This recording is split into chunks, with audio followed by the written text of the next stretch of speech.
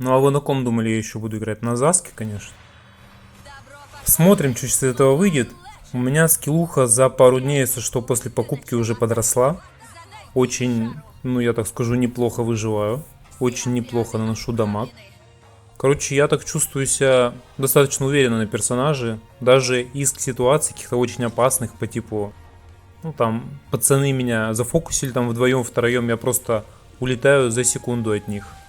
Ну, типа не на респаун, то что умер, а просто отлетаю хорошо. Упрыгиваю, скажем так. Посмотри, как раздамажил, отлично. Живем. Сейчас еще записываю немножко в другом месте. Тестируем, что как. Должно быть все окей. Слушай, так присанул нормально ее. Первая кровь, Бальмондик у нас слился, печально. Ой-ой-ой. Блин, я хп-то не смогу сейчас восстановить, да? Ой-ой-ой. Ну придется уходить. Ой, боты еще, блин. Подожди. Надо просто всегда думать о том, что как бы крипы идут, и крипов надо забирать. Даже если мало хп, но ты в достаточно безопасной позиции, я в принципе вокруг... Ну, не вокруг, между двумя башнями стою, почему бы нет, да? Почему бы не попытаться сделать дело? А, ну вот, кстати, моя сборка, если что. До этого я брал шлем на восстановление хп, чтобы хп побольше было, пожирнее персонаж. Но видишь, у нас такой прикол, то что турель-то, она же наши параметры ворует. И получается, ну это типа не так эффективно. Я просто тестировал, насколько это эффективно. В плане живучести, да. Например, если бы была какая-нибудь про-команда, где все сыграны, все как бы классно свои роли выполняют, то, само собой, я бы мог взять этот шлем чисто для дополнительной выживаемости, и чтобы с поля боя вообще не убегать. То есть всегда стоять на линии, то есть вообще не летать на фонтан. Ну там, за редкостью, знаешь, когда маны просто добрать. Ну давай, иди сюда.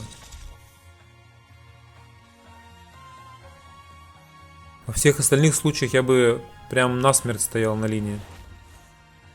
Ну так мы с вами, ну точнее я, играю соло, да думаю тоже вы преимущественно соло все играете.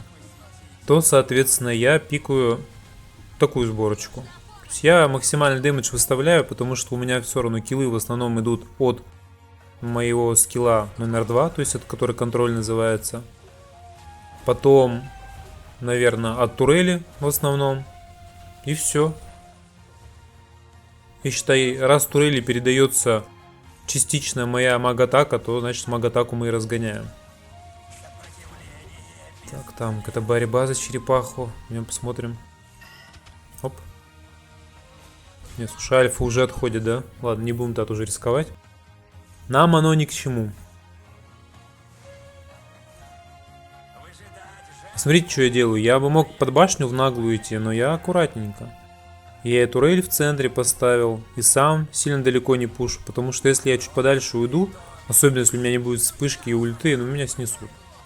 На самом деле, если у одного чувака какая-нибудь там ульта будет и все остальные скиллы не будут на кулдауне, то, соответственно, он тоже меня может снести. Что аккуратненько, аккуратненько, аккуратненько. Сильно не рискуем. Всегда главное выживать. Блин, ее, конечно, хп пробивать, это вообще неудовольствие. Тихонечко, тихонечко крипов разбираем. Пока так по лайту все идет. 4 минуты без смертей, без киллов. Каких-то лютых врывов нет, пока что 2-2. То есть ровный размен абсолютно. То есть я сейчас башенку заберу, то у нас уже преимущество какое-то будет. Блин, ладно. Попробуем следующий заход. Оп. Рекомендую точно так же делать. При помощи ульты вы на изи можете уйти от любого там контроля, дамага, засады, чего угодно. Это гораздо лучше, чем умереть. Тем более мне все равно на респаун надо идти. Все равно секунд 20 я потеряю на восстановление и бег обратно. Слушай, что-то как-то спал сегодня странно, видимо.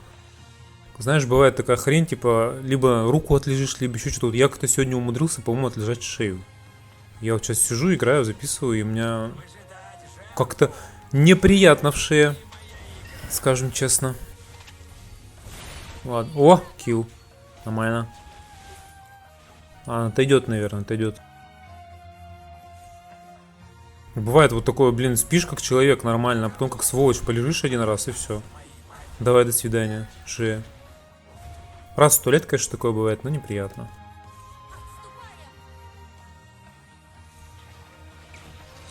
Так, кстати, еще интересно получается, ну просто тут пока не лайтгейм, правильно? Можно побольше побазарить. Я вот сейчас продолжительное время вообще ничего не делал, ну в плане того, что записывать какие-то геймплеи, какие-то видосики скидывать.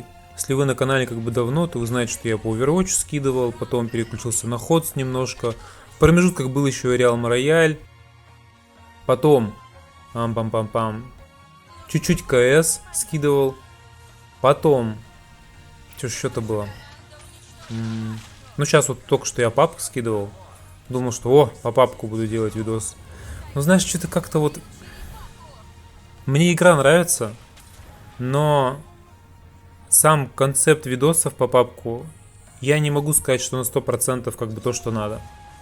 И меня очень сильно всегда раздражает, когда в батл рояле, то есть игра, где ты в принципе должен фокусироваться на геймплее, фокусироваться на окружении, на вражеских персонажах, короче, на вот в этом всем и выживать. Мне очень раздражает, когда в такие игры добавляют ботов. Я вот, например, в форточке, когда узнал, что добавили ботов, у меня сразу же максимально, прям тотальное разочарование, мне не хочется в это вообще заходить. Я как бы никогда особо прямо не играл, так что на постоянке, так заходил пару каточек иногда сыграть. Но теперь я вообще не хочу в это играть. Когда узнал, что в PUBG Mobile такая шляпа, тоже как бы огорчился. Потом узнал, блин, что еще и в папке это появилось. Ну это уже как бы давненько появилось, но не суть. Опять меня это убило прям. Я не знаю, я как бы знаю, зачем это делается, с целью оптимизации, тыры-пыры, в жопу дыры. Но по итогу это такой отстой. Ты типа играешь в батл рояль для... О, подожди. Попытки какие-то меня забрать. Тщетные. Много чего-то на себя берет чувак. Короче, в батл рояле, когда ты составляешь ботов, это такая дичь. Ты в принципе заходишь в игру посоревноваться. Посоревноваться с другими игроками. Зачем тебе соревноваться с ботами? Там даже в плане комментариев под видосами, знаете, что большинство комментариев пишут? Ой, опять матч против ботов. Я сразу думаю, да ядрить, я как тебе их уберу-то? Типа я же играю в игру, типа я же их не добавляю.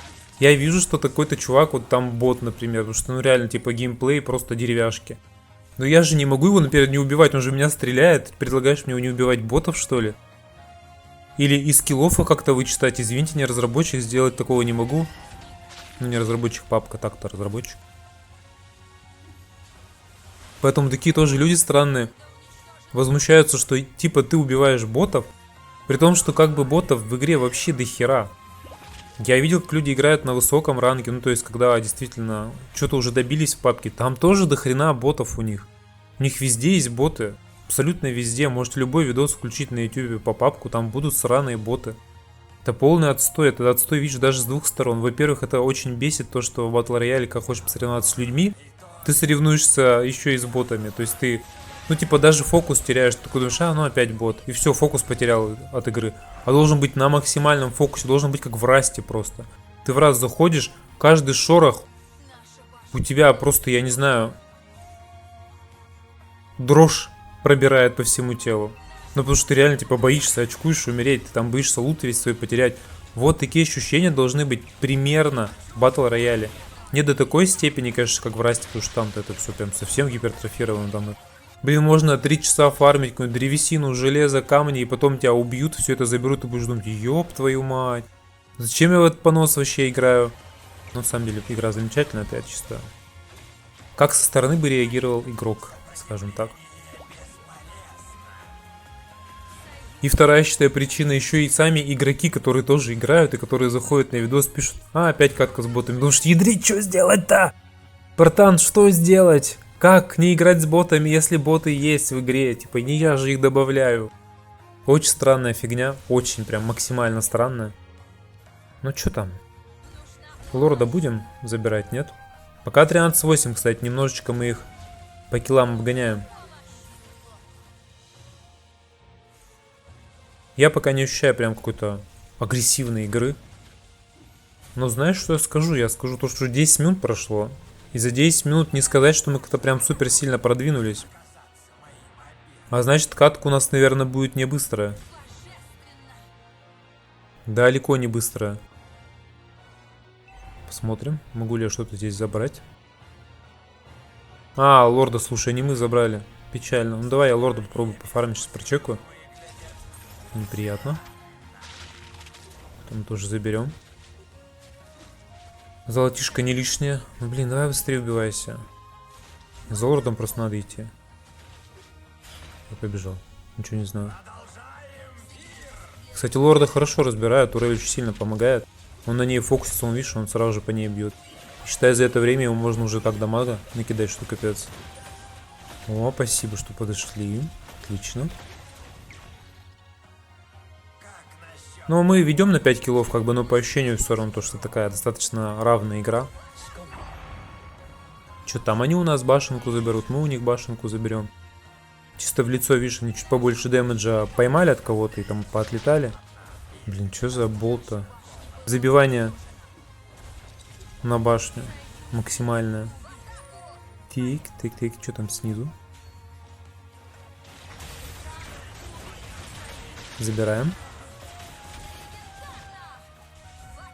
Могу что-то еще дать? Ну-ка, ну-ка. Отлично, отлично. Ну, я хороший заск. Ничего не знаю. У них там вообще вайп. Я доволен. Все, заберу еще. У меня, кстати, такая жара сегодня, писец. Вы бы знали. Я, конечно, могу показать. Сейчас я после игры запишу кусочек. И это. Вам покажу, как это выглядит. У меня сегодня вообще жара, я не знаю. Только что пару дней подряд был дождик такой сильный. Сейчас просто в Бангкоке, знаешь, типа сезон, когда дождей, ну будь здоров. А сегодня прям такая погода замечательная. Не знаю, может, я сейчас поиграю, что-нибудь посижу, еще дела поделаю, поработаю. У меня там разработка намечается опять. Военный симулятор делаю. Там танки, БТР, М-30, короче, все подряд. Вот, скорее всего, я это поделаю немножечко. И потом можно, в принципе, вечерком выйти погулять ненадолго. А что ты как-то знаешь, завален так работой. Напишите, кстати, как вам мой формат вещания вообще? Мы можем, конечно, и нон-стопом... О, подожди, он там... Вот, отлично. Мы можем, конечно, с вами нон-стопом про игру говорить, просто вы сами понимаете то, что... При всем обилии навыков, при всем обилии персонажей, ну, на экране не происходит настолько много и настолько часто вау-моментов. Типа, что просто сидишь, вау, что произошло, ребят? То есть такого не может же быть нон-стопом. Мне кажется, как-то прикольнее, когда ты разбавляешь это чем-то, что можешь еще рассказать. Такой, знаешь, видос а-ля стрим. Ну так, что-то в этом духе. Если, кстати, кто-то не в курсе, просто вы, скорее всего, новичок на канале, потому что здесь по Mobile Legends я снимал видосы. Но делал я это, чтобы не соврать, не знаю, ну 1,5, может быть 2 года назад, там буквально роликов 6, может 7 вышло. После этого я там на ютубчик забивал благополучно, у меня работы много было, дел было не в проворот, короче, не до ютуба было. Вот, и сейчас я заново начал. Ну, короче, если вы не в курсе, то я как бы стример еще. Я стримил суммарно 3, по-моему, года или 4. Короче, я очень долго стримил, поэтому я такой как бы... Гибкий по общению, скажем так, могу на любые темы побазарить во время видоса. У меня даже какое-то, знаешь, восприятие, по-моему, когда я видео записываю и играю, у меня какое-то восприятие, как будто я немножко стрим веду, хотя, блин, на 0 человек. Ну вот как-то так. Повыпендривался, что стримил. Не типа у меня очень много, знаешь, было зрителей. У меня на старте было около... Сколько ж там было? Короче, максимум, я помню, 200 или 250 фиксировал. Типа онлайн. Это когда я только начинал стримить, там Overwatch стримил. А потом у меня уже максималка снизилась где-то через год, может позднее. И даже сильно снизилась. У меня, по-моему, было максимум 50-60 зрителей. А чаще всего было около... Ну, так себе часы было около 20-25, насколько я помню. А в нормальные часы, такие праймовые, скажем так, было где-то от 30 до 50. Что-то в этом духе. Ну, в принципе, норм. Вполне. Ну, типа, небольшой какой-то я омега-стример был, но нормально. Мне хватало. Тут тоже можно потом замутить. Пока-то рановато, если что об этом говорить. Ну, мне, по крайней мере, так кажется, смысл. Я пару видосиков выпустил еще. Мне очень важно, знаешь что, мне очень важно сейчас, ну, чтобы мне было интересно прям в игру играть. То есть прям по кайфу. Потому что в том же Overwatch, например, когда ты постоянно стримишь, и как бы это твоя, можно сказать, основная деятельность, то ты такой типа, ну блин, все, стримим Overwatch.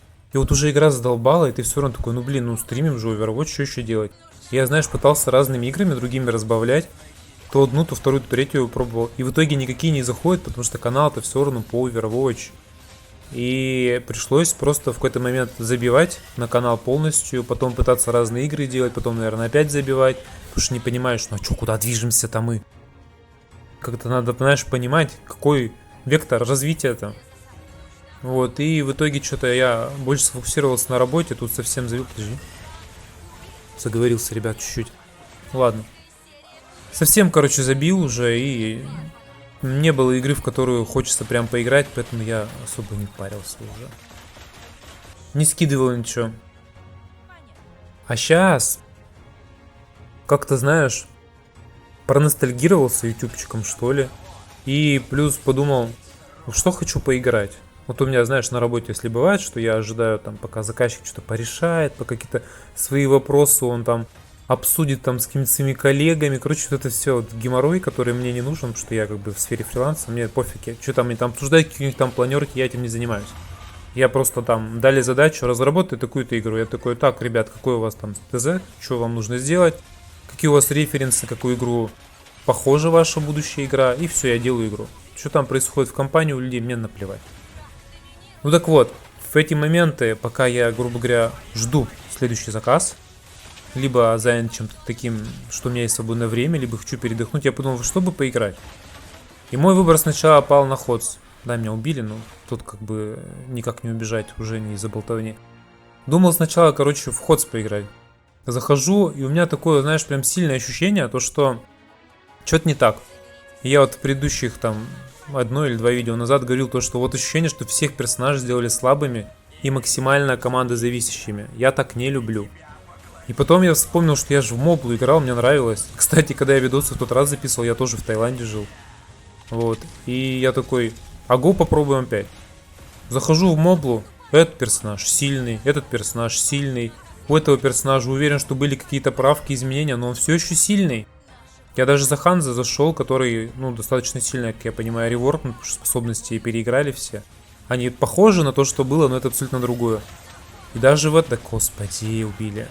И даже в этом плане, типа, он все еще сильный. Он какой-то, знаешь, стал просто такой, что он теперь с руки может немножечко навалять поинтересней. И даже моя сборка сейчас лучше заиграла на нем, чем раньше была. То есть раньше у меня сборка была на Ханзе такая, что она преимущественно направлена на то, чтобы две вещи сделать. Я мог лес даже с руки фармить. Да, это очень странная херня, типа не все так делают, но вот у меня была такая задача. При том, что персонаж-то хиленький по хп совсем. И второе, чтобы вот эти все навыки, все параметры мои передавались очень сильно духу Ханза, то есть в ульте, когда он. И за счет этого он там с такой скоростью наваливал. Ну, короче, и сейчас работает. Блин, чё? Ребят, луз. Ну, надеюсь, вам было интересно послушать. Пишите, как вам такой формат. Я любитель поболтать обо всем сразу, а не только об игре. Так, у меня тут Легенда 2. В принципе, норм. Ну, уже Легенда 1. Господи Иисусе. Фуф. Надо, видимо, еще кого-то попикать. Побольше дэмэджа поносить. Короче, пока-пока. До следующего видео.